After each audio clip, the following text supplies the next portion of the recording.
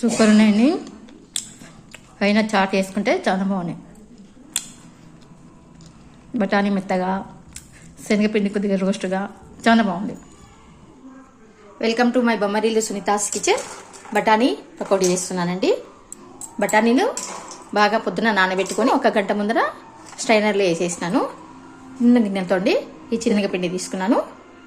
దానికి కావాల్సిన ఐటమ్స్: ధనియాల పొడి అండి, జీలకర్ర పొడి, కారము, ఉప్పు, పసుపు, 1/2 స్పూన్ సోడా అండి. అన్నీ వేసేసి కలిపేయాలి. ఫస్ట్ అంతా ఇదంతా కలిపేసుకోవాలండి. బఠానీ పకోడీ బాగుంటుందండి, చాలా బాగుంటుంది. అంతా కలిపేసుకోవాలి. బఠానీలు వేసేస్తానండి. ఎక్కువ పిండి ఉండకూడదండి, దీనికి తగ్గట్టు ఉండాలంతే. తోటకూర, శనగపిండి అన్నీ బఠానీలు వేసేసినానండి. వాటర్ వేయకుండా ముందు ఫస్ట్ తడుపుకోవాలి. వాటర్ కానీ లేకుంటే కొద్దిగా స్ప్రింకిల్ చేసి కొద్దిగా తడుపుకోవాలండి.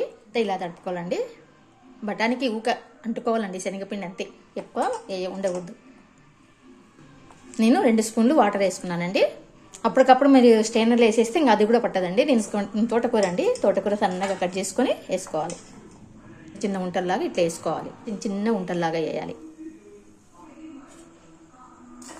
వేసి పెట్టుకున్నాను. కొద్దిసేపు కదలు ఉండాలండి. తోటకూర వేసుకుంటే చాలా బాగుంటాయండి. చిన్నగా కట్ చేసుకొని వేసుకోండి. తోటకూర చాలా బాగుంటుంది. నిదానంగా ఎగుతాయండి.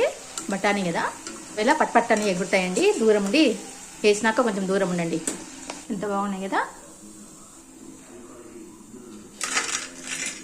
ఎంత బాగున్నాయి చూడండి. చిన్న చిన్నగా వేసి పెట్టుకోవాలండి. తొందరగా చేసుకోవచ్చు.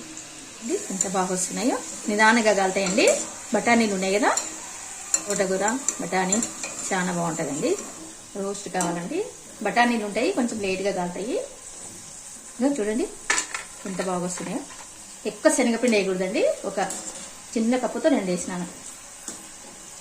అంటుకోవాలి బఠానీలకి. మళ్ళీ పైన మనము చాట్ మసాలా, ఉప్పు, కారం కలిపి మళ్ళీ చదువుకోవాలండి. బఠానీలు ఉన్నందుకు మనకి చప్పగా కనిపిస్తాయి.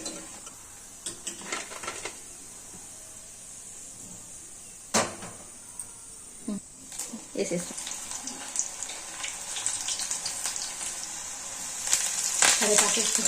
కరివేపాకు వేసుకోండి. స్టవ్ కొంచెం ఎప్పించుకోండి, లేకుంటే నూనె పట్టుకుంటాయి. తీసే ముందుకు సన్నం చేస్తే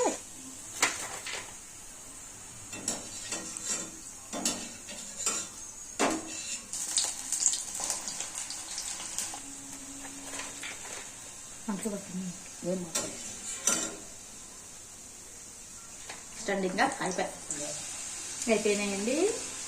కారము, ఉప్పు, చాట్ మసాలా అండి, ఇవన్నీ 3 కలిపి మళ్ళీ దాని మీద చల్లుకోవాలి, లేకుంటే సప్పగా ఉంటాయి.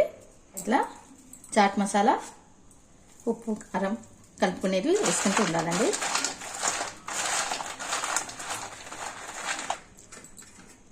మళ్ళీ ఒక దానిలో వేసి అంతా ఇట్లా కలుపుకోవాలండి. అయిపోయిందండి. అంతా మసాలా కలిపినాక బఠానీ పకోడీ అయిపోయింది. తోటకూర బఠానీ పకోడీ అండి. టేస్ట్ చూసి చెప్తానండి.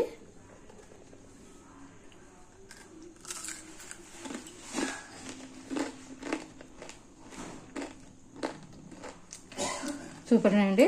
వేడివేడిగా తోటకూర బఠానీ పకోడీ ఇలా చేసుకోండి, చాలా బాగుంటాయండి.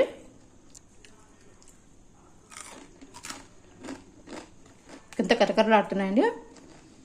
Thank you for watching. Like, share, subscribe. ఉంటానండి. బాయ్. సూపర్ ఉన్నాయండి. పైన చాట్ వేసుకుంటే చాలా బాగున్నాయి. బఠానీ మెత్తగా, శనగపిండి కొద్దిగా రోస్ట్గా చాలా బాగుంది. మీరు కూడా ట్రై చేయండి. ఇలా ఉంటానండి.